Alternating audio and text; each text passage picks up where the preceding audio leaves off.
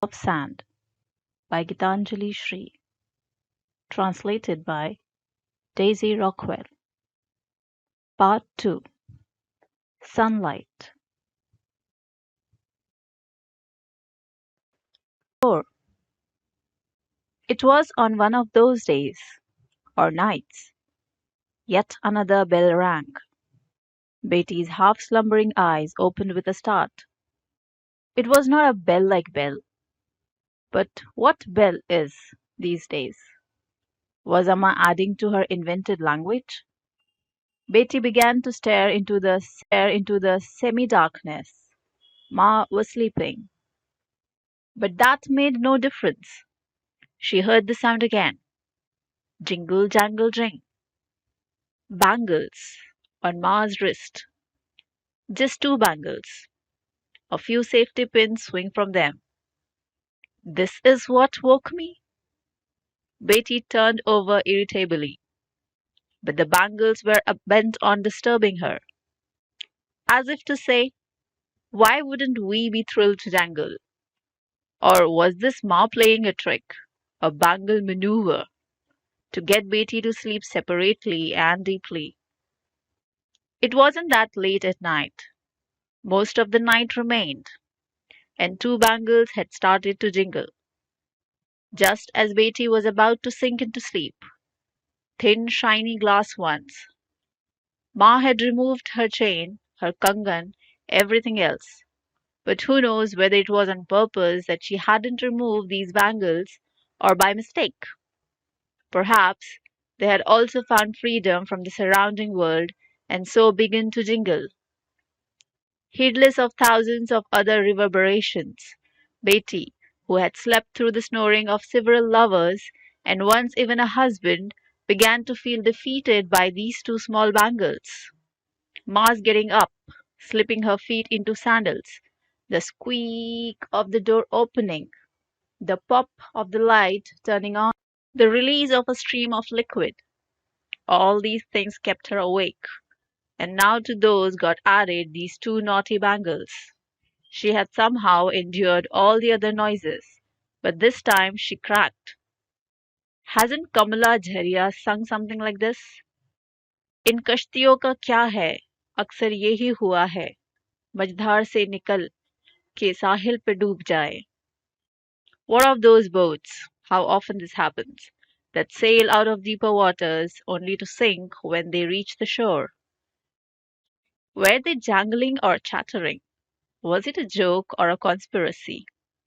Let's keep this woman awake, as though they had purposefully made themselves so light that they jingled at the slightest movement. If Ma stirred a little, or started, or turned, they could rob you of your sleep and keep you up. They could stay up singing and dancing all night. The more Betty twisted her body, covered her ears, the more delightfully the bangles bantered. If Ma lifted her hand as she slept and placed it somewhere, they could clink as though Ma had purposefully wiggled her hand to make them tinkle. They bicker, banter with each other, a sound someone else might call a light jingle, ringing relentlessly in Betty's ears, as though she had antennae which had pricked up at their faint rattle. The 2 bangles waxed so garrulous they became the very definition of noisy, the epitome of the absence of quiet. What do noisy and quiet have to do with soft and loud? Something large becomes largely ineffective. Something tiny becomes teensily ear-splitting. The soft tones of Khalil Gibran, Gulliver's Lilliput, an ant playing with an elephant. And during those sleepless nights, Betty became convinced that some evil spirit had snuck in under the guise of the bangles to finish her off. She had been so proud to be free as a bird, a working woman, and a leader in women's rights. So take charge now. She hadn't wanted a more domestic life. But you have got one now, when you are no longer jit for it. Now you are no good for anybody. Na ghar ki, na ghat ki. No fixed abode. A flighty floozy. Not alone, not with KK, not working or playing or waking or sleeping, though she wants sleep all the time, and will kidnap her and jingle jangle, whisper, whisper, whisper. I don't know their language, but they are definitely cooking up mischief. Sometimes it seems like they are clashing together and squabbling. I'm prettier than you. No, you are the pathetic one. No, no, the two of them have a single goal. Don't let me sleep. Ring in my ears. Jingle jangle, cling, clang, clang, cling. Betty passed the night in the company of the garrulous bangles, and Ma's proposal began to invade her mind, that she sleep separately, go into the guest room herself. Can't send Ma there, after all. When Betty got up, Ma, usually spread across the rest of the bed like a vast nation, was absent. But her daughter's ears were still filled with the din of the two bangles. And had those wretched things filled her nose with the smell of crushed garlic too? Chapter 25. At the scent of garlic, Betty opened her eyes, and the bangles echoed in her mind. Amma wasn't there by her side. It had started to be like this in the mornings. She had finally fallen asleep, and Ma would quietly get up and set off by herself. Betty would make her way unsteadily out of the room, and Ma, on the balcony, would look up and call out to her. She would have had the tea nearby and be patting the plants or digging her hands into the dirt. When Betty entered the hall confused, there were Rosie and Ma, goods and chattels spread out before them, the breezes bearing a strong scent of garlic. "Oh, careful!" Rosie Bua warned. "Baby, you'll fall." I don't like it when she calls me baby. It's not okay for Ma to get up so quietly. Did she make me tea again? And garlic? She opened the front door too? The breeze is strong. She snuck in, the sly thing. She found out that Rosie had suggested a home remedy for the moles and skin tags that kept cropping up, which Ma didn't like. Just crush garlic and smear. Ma sat with her arms and legs stretched out. The paste was smeared here and there on her body. The droplets of garlic stuck to her skin, insides out, flipped up and over, inside faucets and entrails all gushing blood, breath life, all exposed. Betty didn't like Ma sitting around exposed like that. "Look how she's sitting, baby, your Amma," Rosie laughed. "Like girls who sit around helplessly after their mehendi's been put up. The garlic burns it off. See, baby?" Rosie explained. "Look, I pressed each one with the band-aid. Smell gone." "Not in the slightest. How are you?" Betty tried to smile, and after picking a garlic skin up off the floor, turned towards the kitchen. She was feeling angry with herself. Why can I never fall asleep until early in the morning? And why does Ma secretly sneak away? She's also getting stealthy in the middle of the night, so I won't wake up at her every breath. And now I am the one who reaches for her clothing and body in the dark to reassure myself. Ma thinks I need room. She slides away to give me space, and then I slide towards her to make sure she's okay. She reaches the edge, and I'm right next to her, and the rest of the bed is vacant. That's why she's getting up before me. Later, she kept wondering if the guard had called. What must he have said? And me still asleep. Ma must have answered the intercom. That's what woke her, maybe. Well, and why shouldn't Rosie Bua come? No middle class hypocrisies here, demanding they take care of the hijra business outside on the lawn. She sat deflated on the balcony, watching Ma and Rosie Bua from the corner of her eyes.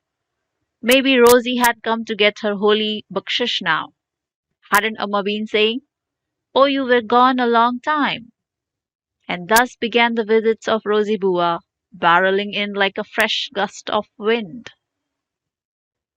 Chapter 26. She could slip in at any time, chiming like the wind, making the whole house chime. Even after Rosie Bua left, she filled the house, leaving her mark everywhere.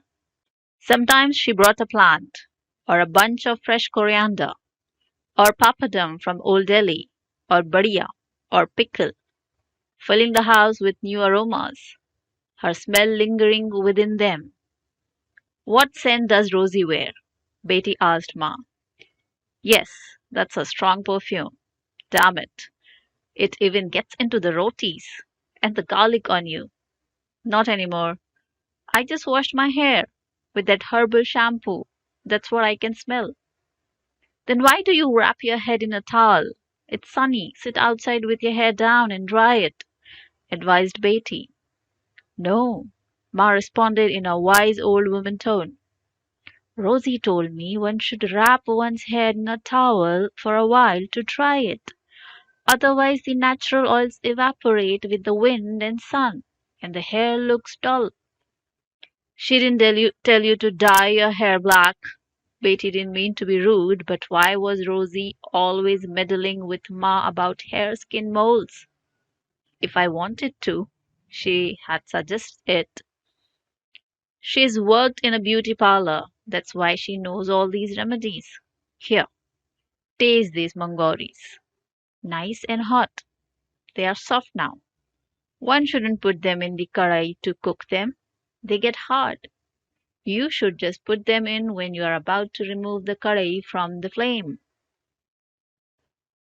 Chapter 27. Every morning Betty saw Ma in a new ointment mixed by Rosie. Amla, Bhringraj, Brahmi, and a spoonful of henna. Rosie boiled them, ground them, blended them, then poured the mixture into a glass bottle. Ma would take it from the fridge every day and rub it into the roots of her hair with her knuckles, then pull out loose strands, wrap them round a finger, and hand the coil to Betty. Here, throw this away. And she said, less is falling out since yesterday. After this, she kept rubbing the blue color from her fingernails with lemon peel, and she waved Betty away. There's still pith. Don't throw it out. And the rotting blue lemon peer at Betty from the table and teapot day and night. Chapter 28. A new posture for life. Ow, ow, from Ma, and Rosie guiding and chiding. Hi, you're acting like a touch-me-not, Baji. Array, it hurts. Look, it's turned blue. Ma burst out laughing. You must have run into something. No, I just bumped into the door. That's called running into something. Oh, Baji, you look all beaten up. Array, I have been beaten all over. Even the air from the fan beats me. Listen, baby, said Rosie, looking at Betty. Your Amma is 16 all over again. Even the air injuries her fine skin. Did you hear, baby? Of course she heard. That Margie had turned into Baji. Where was I? Where am I? The language changes from one thing to another, and I don't have ears to hear it. How can Margie becomes Baji? Should I start calling her Chamma instead of Amma? Chapter 29. She arrived at the crack of dawn carrying a sack. When Betty emerged that day, rubbing her eyes, bolts of fabric were spread everywhere between the balcony and the bedroom. Rosie was right in the middle of it all. But where was Ma?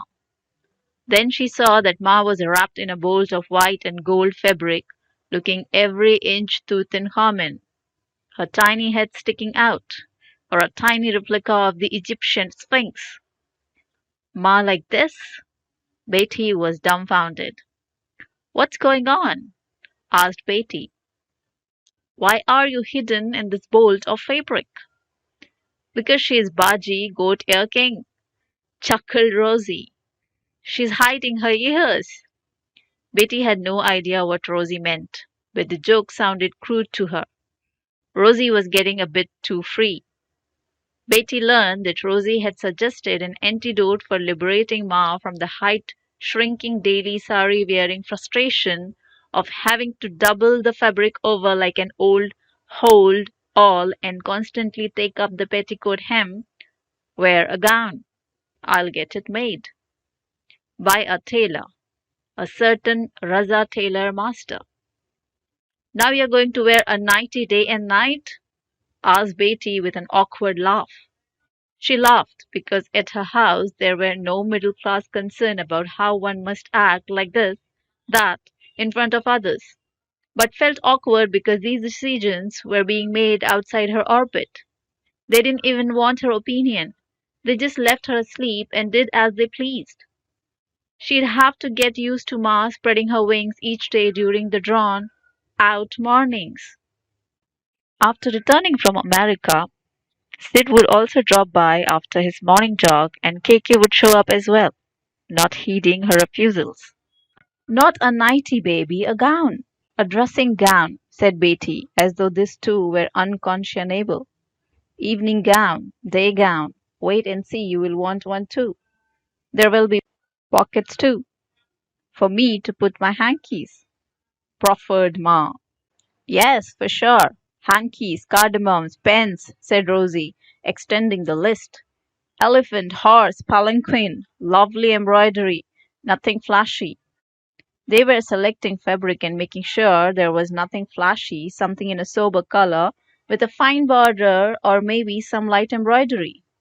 You'll also get one made, baby, when you see how she turns into Queen Victoria, and it'll also be easier to use the bathroom. No fabric getting bunched between the legs. She just says whatever she wants. Queen Victoria, Air God King. Now this? Whatever happened, Ma's attire had been decided. Rosie penciled in the design on the fabric and cut it out to bring to Raza Tailor Master.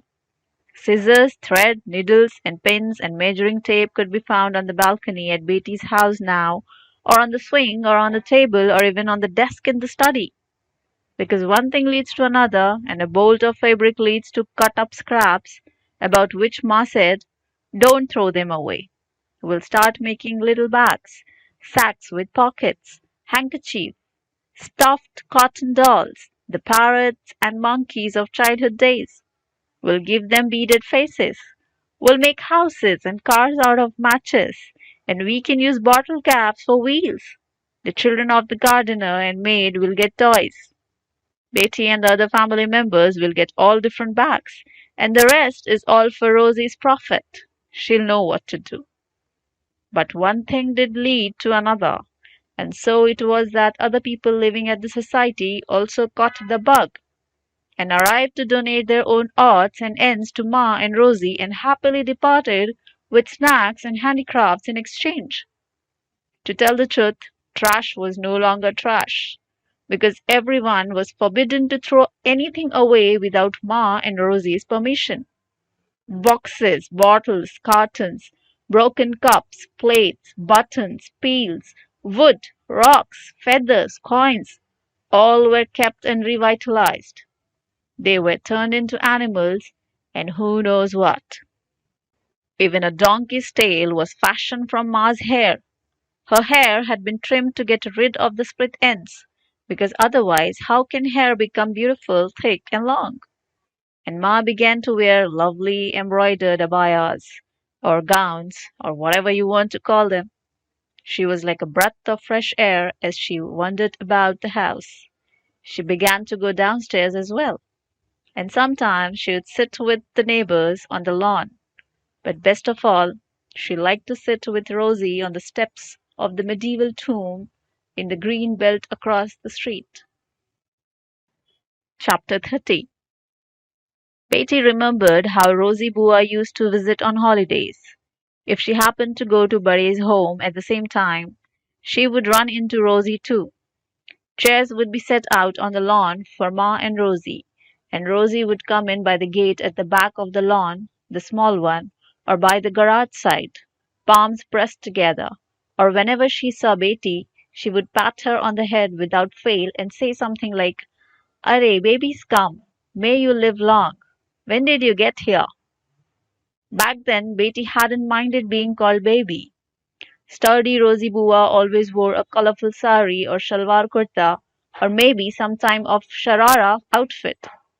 These would invariably be embroidered with gold thread and stars, and the blouse or orni bordered with brocade, or embroidered with twining vines, and her pointy braziers like the ones worn by heroines in old films. But Rosie Bua didn't sing or dance, and she didn't perform for a living. Her voice was a bit deep, but only the way many women's voices are. She sat with Ma. Ma would speak, give her gifts, snacks as well. And that's as much as Betty could remember. How can you remember about a sight you have only seen occasionally? But that was Rosie then, and this was Rosie now. Now she came bearing a large bag, like a toy hawker. Truly, if Betty had still been a little girl, she would have asked, Kabuliwala, what's in your bag? And an elephant would have emerged. But what emerged was an idol, not an elephant. This baby would have only learned many days later, when she climbed the ladder to search for a book on the topmost shelf. This. Here. Who put it up here? Rosie did, came Ma's blunt response. Chapter 31. Daily life drops a veil over what's actually going on. What's really been happening only becomes apparent when much of it has already occurred. Betty reacted a little here, a little there, but usually the thing that came to her mind was, poor Ma, how broken and defeated she was as she lay there in that traditional set in its ways house. I'm not about to leave her forgotten and shrunken, and then after that getting lost. And thank God nothing untoward happened. Otherwise everyone would have blamed themselves forevermore. All these peaceful, precious moments here, these mother-daughter moments. And I'm happy Ma's clanking about with her colorful cane floating about in the open with the sunlight. And this is a space where one can breathe freely. Live, Ma. Live to your heart's content. These thoughts burst from Betty's every pore. At which we can recount another story, whether we actually recall it or not. There was once a person who was very fond of trees, who always praised them and exclaimed, how they grow, bloom, flourish. And this person spoke of them morning to evening, and never experienced loneliness on account of the trees. The cotton trees were well pleased and began to bloom everywhere. Huge flowers fell all around. That same person's car stood below the trees, and beneath the car lay a paved driveway. This became a bit of problem in terms of daily cleaning. Who would even think twice? This tree-loving individual had them all hacked down, those deeply beloved, much praised trees. Or we can recall another type of scenario, if we wish, in which the type of people who go on and on about what a shameless country America is, wet their pants in excitement and pack their bags to go at the slightest beckoning from that same nation. And since we are recollecting stories, I mean, if that's what we are doing here, there is also the one about the woman who called herself a writer. Her life revolved around lavishing abuse on cities. I must get out. I want nothing, just my pen, my notebook, a couple of books, and nature. And she did escape with these to a forest, a rest house in a jungle to write her novel, a bungalow on a lovely hill, an airy room like a pagoda suspended from the sky. She uncapped pen, took out paper, and sat down, imagining the new life that would come to her. Life, and plenty of it. And it did come, new life, and plenty of it, because in this pagoda, where the wind came whipping through, everything else began to come and go with the wind as well. The beginning begins at the beginning. With an inspired heart, the lady writer watches her ideal embodiment bloom and blossom. With a puff of breeze leaves, stalks, bits of grass, flotsam and jetsam catapult in. Yay, jungle! Yay, nature! Her quill thrills at its skill. But she did not realize at the outset that nature is not some dead thing. The pagoda is not a coffin. Everything here is alive, and that which is not will likely need only a nudge. The way new plants can grow from a copse, memory can raise an moribund tale, and so on and so forth. inspired by inspiration. The authoress can neither believe her eyes, nor her ears, nor her foolish brain, that everything is alive now.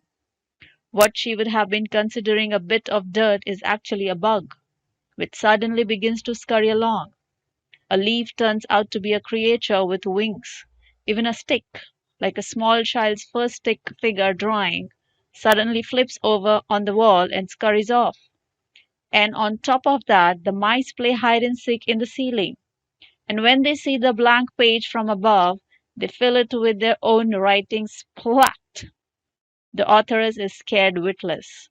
Her breathing gets stuck right where it is, nothing coming in or going out. If anything died in that bursting, burgeoning atmosphere, it was her. Her love of nature, now on the lam, and her memory of her hatred for all the things urban, now filled with longing, as though hate were a synonym for love. But what does all this have to do with our story? Betty was improving Ma's life in every way. She did not forbid anyone from coming or going. She smiled at Ma's new styles of eating and dressing. She was allowing her to grow a jungle on the balcony.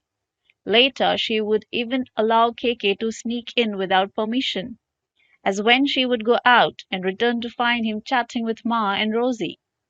Rosie, of course, cheerfully visited all the time. And what did it matter to Betty whether she is this or she is that? Yes, perhaps she found it a bit unsettling when she found her cutting Ma's toenails just a tiny bit, but only because, oh hey, she could have asked me. These two were having a wonderful time while Betty was off busy with something.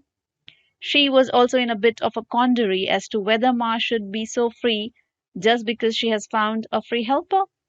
But, and everything beyond that also fell under the heading of but. Yes, for Ma to leave the house to give her Buddha to someone, that was a bit wrong. And Rosie, in a hurry to get somewhere, bumped into Ma on the corner and told her to go back home with Buddy's house still in sight. And Ma turned back, but missed the gate and continued on to the next one. And from then it was all next after next after next. But what need was there to get the idol out of the way, or to hide it? Betty had needed K.M. Munshi's Jai Somnath and was wondering where it was, and so she had climbed to the top shelf of the bookcase on the ladder and was shaken because the missing Buddha had been placed right in front of the Munshi, the idol from her childhood, which she had wanted and which Bade had forbidden. Did I steal it? She wondered to herself, stunned. Amma! She screamed. All stared at the idol in her hand like thieves. From below, neither the idol nor Munshi had been visible. I put it there, said Rosie. Because I said to, said Ma. She reached out her hand. Rosie took the Buddha and placed it in front of Ma, both of them staring at it, the idol as triptych. Betty watching this Trimurti from a distance. Distance doesn't come from physical expanse, but from the gaze and the heart. She would wanted the Buddha for so long. Ma could have given it to her, and here it was in her own home, brought here without her knowledge or assent. This absence of knowledge and assent were precisely the things that sometimes awakened an emotion of displeasure in her, else she would begrudge nothing. And all the different winds and breezes blew and blew and blew. Chapter 32. Wind changes its disguise again and again. Memory, pain, desire, faith, charisma, beauty, imagination, fragrance. One puff and the earth spins. The seed sprouts and climbs toward the tree. A flock of birds descend on the soft grass, believing themselves to be lotus flowers, the grass to be water. In this way, water becomes green grass. The wind weaves night into night. It spirits away the sun under covers of clouds. When the wind tickles the sun, it skitters away, and the clouds double over with laughter and expand fatly until they burst and transform into rain. And this becomes Ma time, so that she joyfully cries, "Ow, ow," at every puff of breeze, delight in the marks left by the breeze on her skin, her joy reflected in her eyes, intoxicated with the pain, her life and breath sending breeze bubbles down her skin. No one wonders, but in case they did, they would wonder what happens if the wind stirs up the juices inside her body. When a plane drops from 27,000 feet to 7,000, the air blocks your ears. With every lurch, the blockage follows suit, and the wind rushes in and lurks in your ears. Then, at the next lurch, the air leaks out with a soft, painful whistle. Sometimes it gets trapped in the ear for a long time with no way of getting out. And then the whistle stirs up a huge uproar deep inside, and it goes gamboling about somewhere below, and maybe it becomes a vein in the cheek and starts to pulsate, or it goes chuck, chuck, chuck behind the eyelids, or flaps like wings beneath the brow. You get scared and call the doctor, the hakim, the vaidya, who tells you that your fluid balance has been upset. But who has upset it if not the wind? Even a fluid that has remained still for centuries cannot stay static forever. The breeze moves it, shakes it from its atrophy, and then begins its tiny stirrings and veerings. Do memory, imagination, pain, rebukes take the spinnings about when Ma becomes a scrap of floating wind? A body is also a home. Wind plays about the body just as it whips about a house. The wind skirts about whatever comes in its path, hops over it, and in so doing, bumps into it, and sometimes whistles through, creating a tunnel for itself, or at other times it storms about, it sways, dances, gyrates. When you open the window after they have been closed, the direction of the wind changes, and new types of wind begin to stir up new ragas. The walls become instruments and resound like the musical pillars at the temple in Hampi. Chapter 33. So now the story has come to dwell in Beti's house. Whoever comes here will be most pleasing to the pen. Bare's calls came, but not he himself. So why should the pen stray to Bare? Because it's like this. It's an old custom when it comes to families that everyone comes to the eldest son. But not all divine the meaning of this. What it means is that whoever meets with Bare, wherever he may be, they are the one going to him. For example, when Bare is returning from a tour of the provinces, an inspector, a type babu, a panchayat babu, might request of the big boss, please stop by our place and dine. And then even if Bare has actually gone to their home, it will in reality be quite the reverse. They are the ones approaching Bare, hands clasped, greeting him with a grateful smile, and standing in attendance. And if you speak of those living with Bare, it would be something similar. Those living with Bare, wherever they may go, for however long they may leave, still live with Bare, and will surely return, once they have completed their leave of absence. Amma is living with him, no matter where she may be staying. All arrangements to do with her money, her care, her living and dying are his responsibility alone, whether it is said aloud or not, thought about or not. So the pen can still travel to Bare because wherever the family or elderly ma or the door might be, Bare will also be there, no matter what, whether he is physically present or not. The door joining the walls together has already gone to the other house, the post-retirement flat. It may look different, but it's the same. And Ma may not appear there right now, but she's there as well. It's like she's just gone on a little trip where Buddy can still call and keep tabs on her. A phone call came from Buddy. There are few eldest sons who know how to talk with their family members.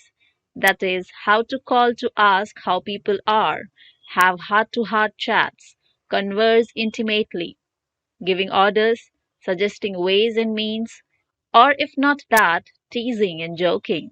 These are the ways eldest sons speak, outwardly attired as it were in the tough exterior of his father, even if his heart is his own and soft to the core. Buddy's tone could be rude, dictatorial, sarcastic, fussing, worrying, talking of this and that. Because how would eldest sons know how to speak straightforward words of love? Talking to outsiders is another matter. In such cases, there can be political debates, talk of poetry and films, and other sorts of sharing. Amma, what was the license plate number of Papa's car? Papa's car. Ma began to sway as she held the phone on the swing. You know, that one he got in Fatehpur. Yes, he did get a car in Fatehpur. What was the number? It was a flat pink. You don't see those anymore. I'm asking the number. We used to drive to Lucknow to see Gautam Sahib in that one. And his daughter had such a wonderful nickname. Ek cheese. Amma, I'm asking the number. Why do you need that? We went to Kanpur too, Swaroopnagar. A dog bit you there. You had to get huge injections. But it was a pet dog. So what? Do you remember the number or not? Name of Adgadanand. The dog? The dog? But I had to laugh. No, no, the one who owned the dog. His name. Amma, I'm asking for the number of the Fiat. Goodness, why would I remember that? But you remember Agdanand? Of course I do. You were bitten. By him? I wonder if he's still living. He was a nice man. Even if he bit. Ah, you won't quit. Find out the number. He was in the water department. Let's go sometime. When are you coming back? We'll go then. Buddy's conversation was intended to go to this very point. You have had your little vacation. Now please come back. The house is all set, he said. You and Dee can stay in the big bedroom. Dee being the name husband and wife shouted at one another, an abbreviation for darling in the beginning and later for duffer. Otherwise, the side room is also fine. It's a bit smaller, and both rooms have attached bathrooms with a door on each side. Why, Bahu was saying, you haven't opened all the boxes yet, just the special items, and even in those, you're not finding half the things and everything is covered in dust. And Bahu was saying there's no time to sleep or eat for you. You don't even bathe, and you come outside the house in your undershirt. Is this what retirement means? And have you had your sugar checked? At which Bare said, okay, bye-bye, and hung up the phone. Bare does not know how to express himself in a straightforward manner. He just calls because he feels sad that all the stuff is still being fitted into the new flat, but Ma hasn't been fitted in. And it's not as big as before, with fewer servants, so how will she like it? But oh well. Until then, let her be distracted by change with my sister. Let her get a taste of that bizarro lifestyle. That will also make her happy to return. She's feeding her properly, that's good. And Ma's demonstrating some proper etiquette to my sister's ragtag shoulder sack totting gang, so that's great too. The people in the society will also learn she comes from a good family. So that's good, isn't it?